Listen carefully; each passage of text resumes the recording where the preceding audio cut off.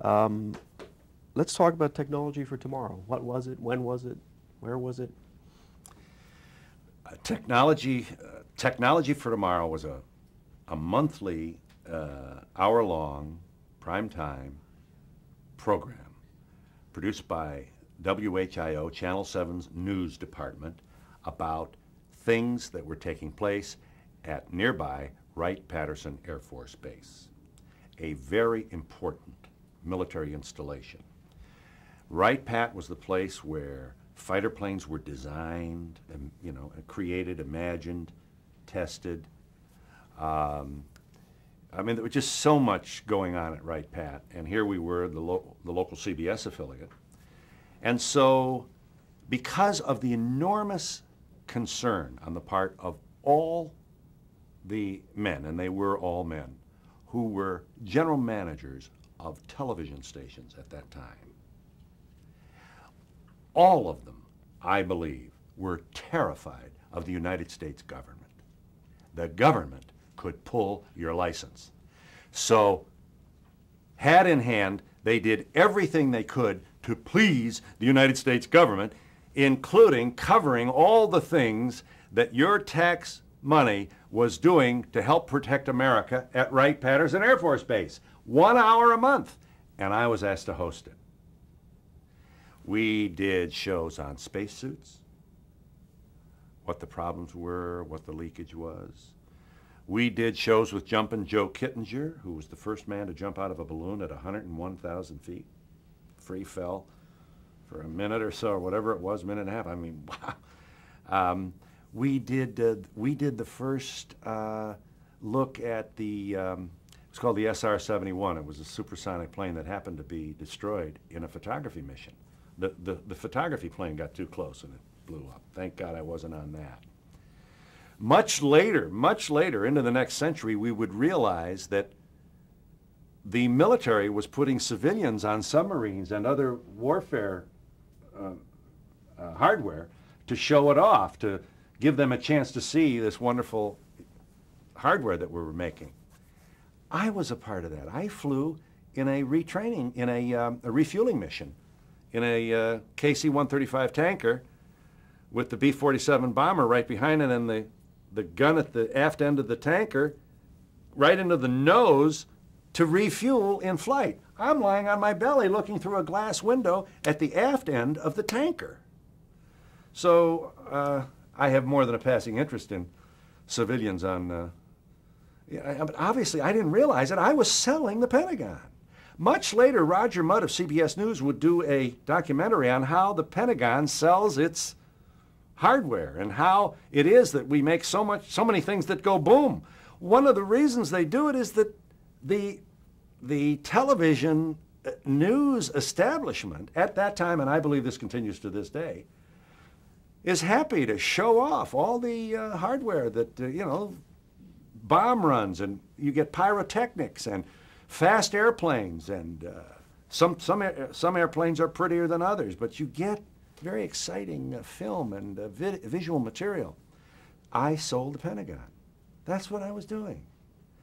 I was at the behest of my general manager, who was terrified that they would pull our license for some reason. And the irony is that in the history of broadcasting, I don't think there's been more than 2 licenses ever pulled for anything. But oh, were they scared. So there we were. I can remember saying to a general, "General, we have a 101 fighter plane. Why do we need a 104? And then a 105? Well, because the Russians, and we have to, and they, every advancement, we have to stay ahead, Much later did I become to appreciate how the arms game works. That, first of all, you've got to convince the people that there's an enemy out there that'll kill you. And then you've got to convince them that they're hard at work building faster things that go boom than you are, and we have to catch up. And before you know it, you've got billions of dollars going to the arms merchants.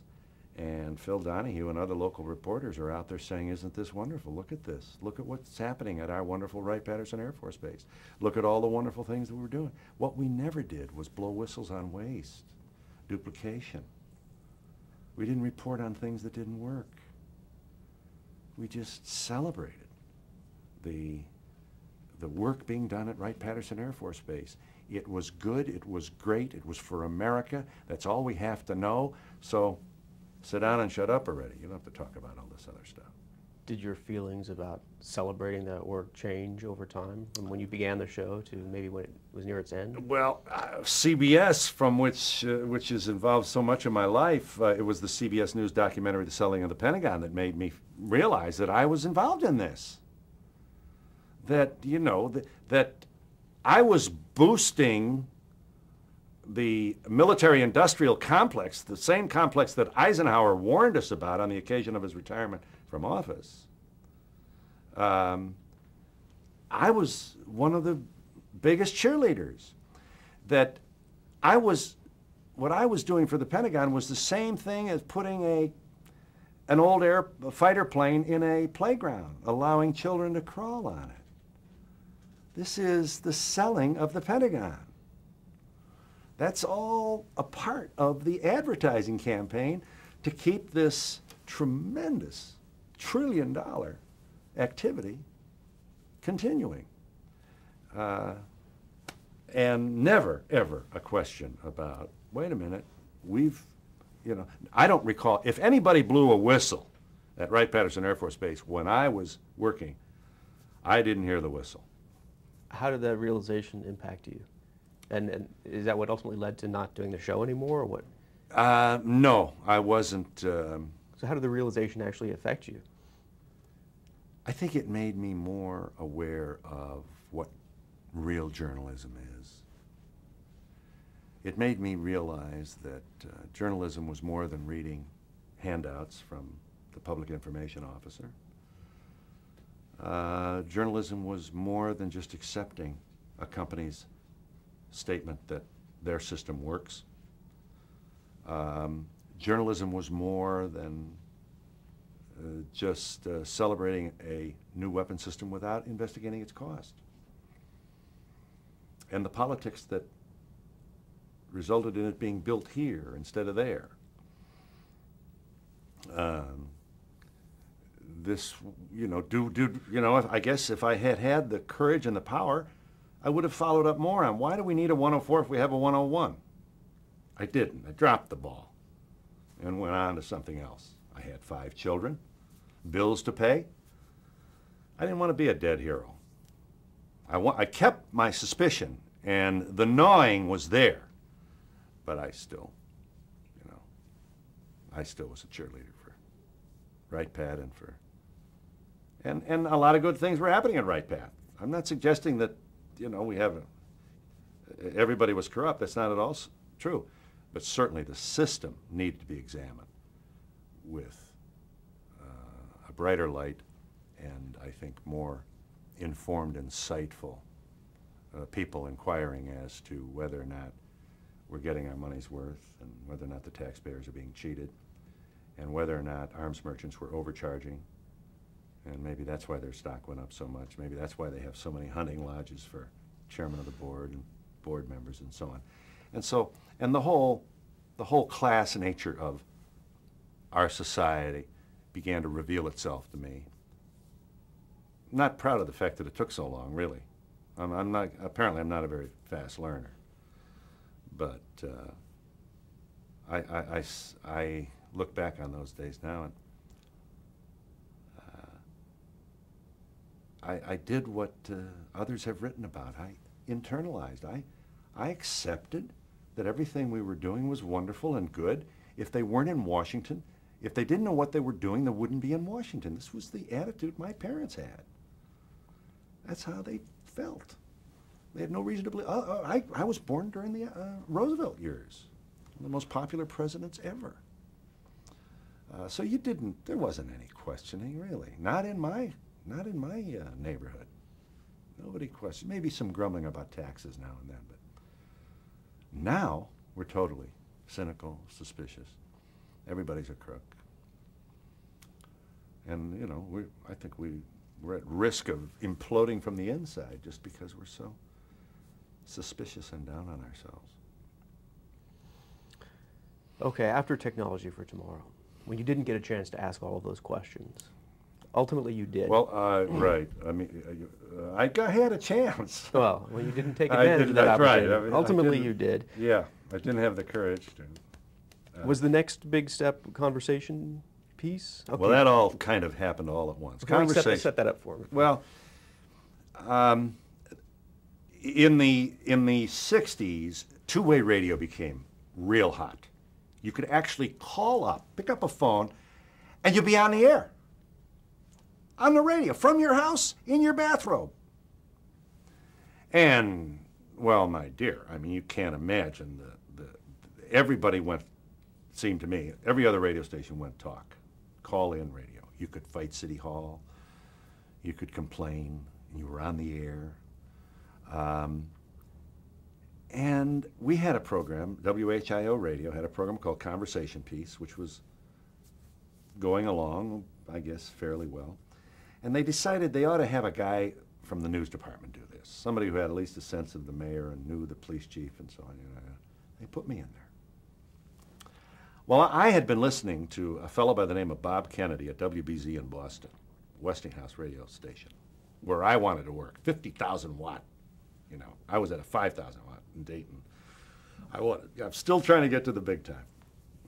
And I was so impressed with Bob Kennedy from, not to be confused with the president's brother. Bob Kennedy just did a wonderful, wonderful Westinghouse call-in radio show that I could hear in my car radio on the way home from work in Dayton, 50,000 watt Boston station I could listen to. And I thought it was fabulous what he did. So they put me in the conversation piece, and I immediately go to the phone company and I say, I want to have a guest on my program who doesn't have to come to Dayton to be on. Can I call somebody long distance, get them on the line, and then allow people listening to us to call in and talk to that guest? They said, we can do that. I said, do it, please. They come out, they got the phones and the lights blinking, and I would have to press 2 buttons at once. It was, talk about low tech, you know, and I had to get them both at once, and I would connect the caller with my guest, who may be in Washington, could be in LA, wherever he was.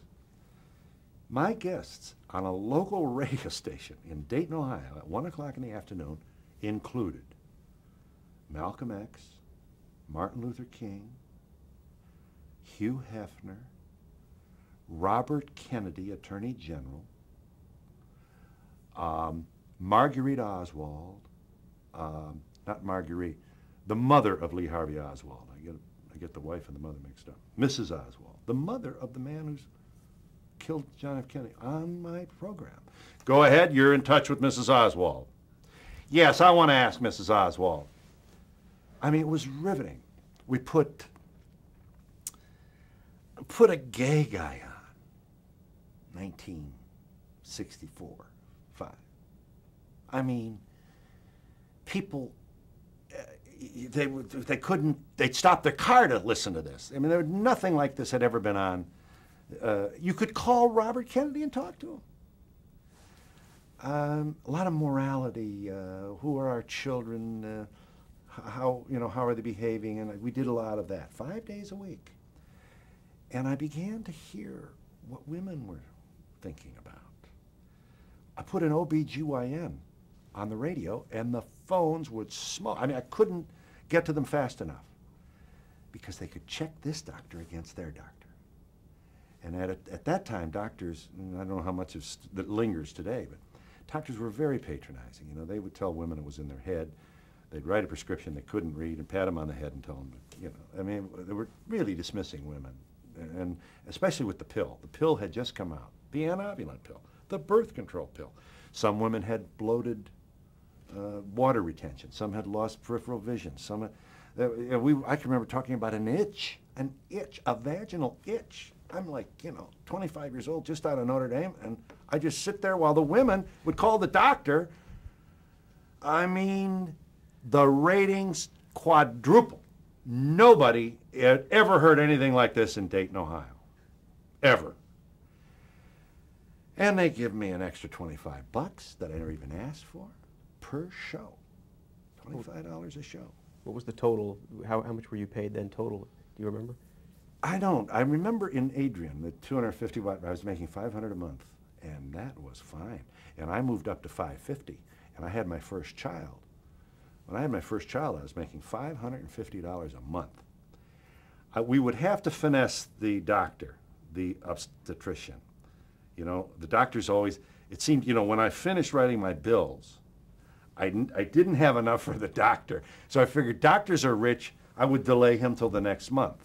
Doctors hate this story. In fact, doctors hate the Donahue program. We used to have to do a program, Doctors Who Hate Donahue, because it was the first time ever that they were being audited. And it was on a radio station. And they were hysterical. They were outraged that people would be criticizing them.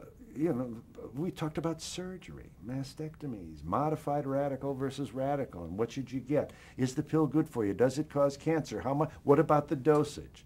Can you get pregnant even though you're on it? All this was coming down, and I was there with a radio program, and it was the radio program that attracted the attention of the other television station in Dayton. And the general manager took me to lunch, and he said, "Why don't you do conversation piece on TV?" I said, "You know, I don't know, what are we going to show when the caller's talking? You know, when the caller calls in, this is how I thought. How are we going to? Isn't it going to be boring? And you'll have radio on television, won't you? And won't this be?" One thing leads to another, and in November of 1967, we began what for me was the most important professional chapter of my life. 29 years, the Donahue Show, daytime, local. We did everything. First show was Atheist, Madeline Murray O'Hare. Can you imagine? Dayton, Ohio, 10:30 in the morning, turn on television, there's this Donahue guy with the most hated woman in America. Madeline Murray O'Hare brought her suit against prayer in public schools to the United States Supreme Court. And her attorney stepped before this highest tribunal in the world and said, "You cannot put a crucifix in a public school building. It's not fair to the children who are not Christian. Moreover, it's a violation of the mandate for the separation of church and state as encoded in the First Amendment. Not only that, but you risk putting a Jewish kid in a nativity scene at school. Oh, Jesus, you are my divine Savior." I mean, these kind of things happened because Christianity was the popular religion. Nobody, you know, most people missed it. Madeline Murray was right. We shouldn't have worship or symbols or anything in a public school system. It's not good for us. In fact, it's the separation of church and state, as she would argue, that strengthens religion. It means that no member of the president's cabinet is ever going to tell you your rabbi what to say or your preacher what to say from the pulpit. You don't want to be you want them separate. So I just thought it was a wonderful, comes Madeline Murray O'Hare, first Donahue Show, November 7th, 1967. Now, was this the Phil Donahue Show or Donahue Show? It was the Phil Donahue Show, very cleverly named. Madeline Murray, 10:30 a.m., Channel 2, Dayton, Ohio. There's no God, there's no heaven, there's no hell, there's no angels. When you die, you go in the ground and you biodegrade as the worms eat you. Well, honest to goodness, I didn't think I was going to be able to get out of the building. I mean, can you imagine? People went berserk. Guys would finish their haircut in the barbershop and stay till the show. They couldn't take their eyes off this woman who was out there railing about. We knew that we were visually boring. We knew that, you know, if callers are going to call, it's going to be like watching paint dry. We knew if we had any chance to succeed, you know, we couldn't be talking about juvenile delinquency or all these, you know, all these broad, very imprecise issues that are often discussed at Rotary Club meetings and other places. We knew we had to have personalities who moved you to go to that phone and make a phone call. I mean, truly, she almost paralyzed the entire Baldwin exchange, which is what we were on then in Dayton, Ohio. I mean, people couldn't get their doctors, hospital. I mean, really, the response was so intense that we paralyzed part of the phone system in Dayton. Same thing happened, I might add, when we featured an anatomically correct doll. And I mean, we got the manufacturer of this doll, and I held up the doll. A male doll, to be sure. Wasn't any doubt. Do you think this is objectionable? If you think it is, dial Baldwin 7855. If you think this is good and helpful and a vehicle to instruct your child, and that this is quite a good idea, you dial Baldwin. Well, that, once again, the phone company is using emergency measures trying to get us to stop this because we'd paralyzed the entire downtown exchange. People couldn't call their doctor, their hospital. I mean, it was dangerous, really. We created a risk to the well-being of the community holding up this dial.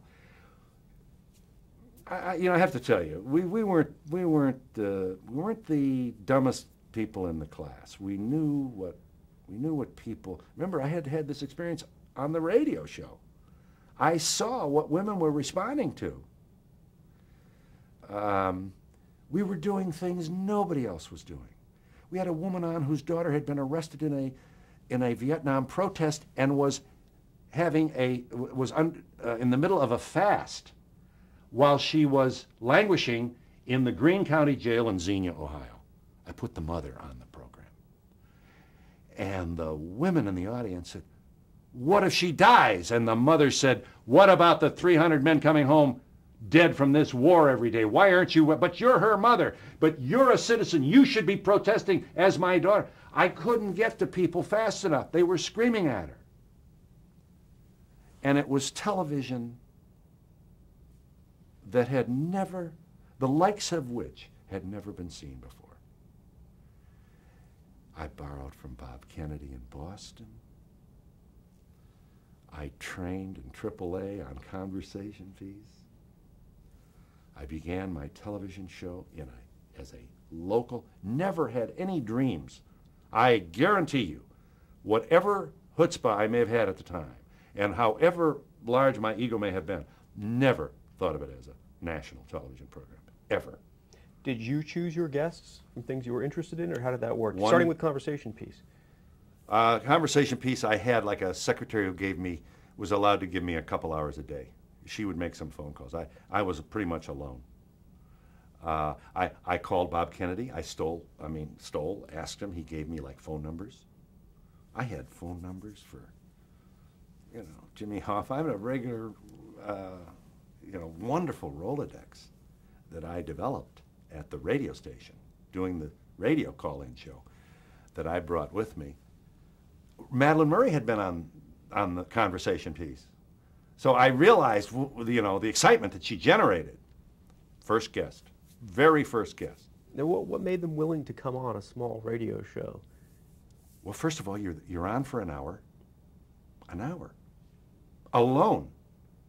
We didn't put on a believer who would tell Madeline that there was a God. We'd put him on maybe next week, or we didn't think we had to do every side of every issue on one show.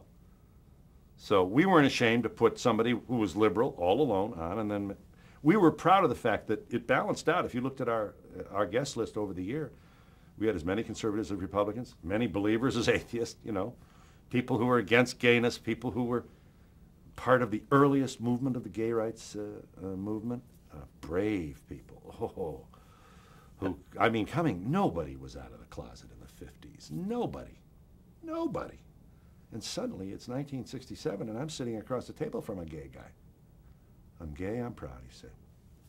And the process was at that time in conversation piece, just you pick up the phone, you make the calls, you get the people, right. You bring them on the air. Right. Now, the television show, I got help. I had one producer and one secretary, so 3 of us began the show. We had 2 cameras, folding chairs, looked like a bingo parlor. Tell me more about the set. Was there an audience in the beginning, or when There was no audience. We inherited the audience of the program that had been canceled that we were replacing. All right, let's go back then. You can set that up for us. Okay. The Donahue Show was born on an Avco broadcasting station. Avco, a major defense supplier, may I say, at the time, as well as owner of 5 television stations. Avco, I don't want to tell you more than you want to know. Avco was a follow-on to the original company, which was Crosley Broadcasting. Powell Crosley, a Cincinnatian, was the first person to present to the world a small car, a compact car. He was like 2 years before his time. The effort died. And like 3 years later, the most popular car on earth was the Volkswagen Beetle, which really was his idea. So anyway, Powell Crosley had one tenet that all his employees had to abide by, all his stations: local live. He wanted local live television. A very unusual and highly regarded idea of his, because it was much cheaper to run reruns of I Love Lucy than it is to do your own television program, and he did. Often the live show would get less ratings than the rerun of I Love Lucy. So it was hard to, most stations didn't want to do local live. Crosley insisted on it. The man who was doing the local live show in Dayton went to Hollywood to follow his own dreams, and that left Channel 2 in Dayton, Avco, Powell, Crosley, then Avco, with an hour to fill, and that's when they came courting. They came over to me. So I followed a show that was piano, song, you got to wave, you sat in the audience, you hold up a sign, saying hello to your kids, or whatever you did. You won prizes. And when I took over this show, they had the tickets out for the audience. So they let the audience come in and watch me interview Madeline Murray O'Hare. And I realized during the commercials that these people in the audience were asking better questions than I was. So about the 3rd or 4th show, I honestly forget which one, I jumped out of the thing and went out of the audience and it saved us. There would have been no Donahue Show without that studio audience. We put the cameras behind the audience and moved the audience up close. First time that had ever been done. Audiences had generally been regarded as nuisances by local television stations. This would be a nice place to work if we didn't have to have these people coming in here all the time. They have ropes, they have to stand behind the ropes, people get officious, I've seen it a million times. The last thing you want, and the airwaves belong to the people. Our radical idea was called democracy. We gave everybody a chance to actually speak on the airwaves that they owned in the first place. Huge, huge revolutionary idea that the rest of the industry was very reluctant to sign on to. They just thought it was no desk, no couch, no band, no comic. Who's going to watch this? They were right. We didn't have a desk and a couch. I didn't have a comic that laughed at all my jokes. I didn't have music and stars. We had issues. Issues that the viewers cared about. How short can a school administrator make your child cut his hair? Can the school search your child's locker without his permission? Under what circumstances? You know, how do I get out? My husband doesn't kiss me anymore. We were the first, I mean, we found that. Now it's Mars and Venus and every other book on the shelf of the library or the bookstore. The women's movement. Medicine and false advertising. Law. The Law was some of the most fabulous shows we did. And I was standing, I mean, my name is on this platform. I would wish this on anybody. Really, it's an education that is not available in any university. And the ego grat is great. You know, we'll get there. People recognize it. We'll get there.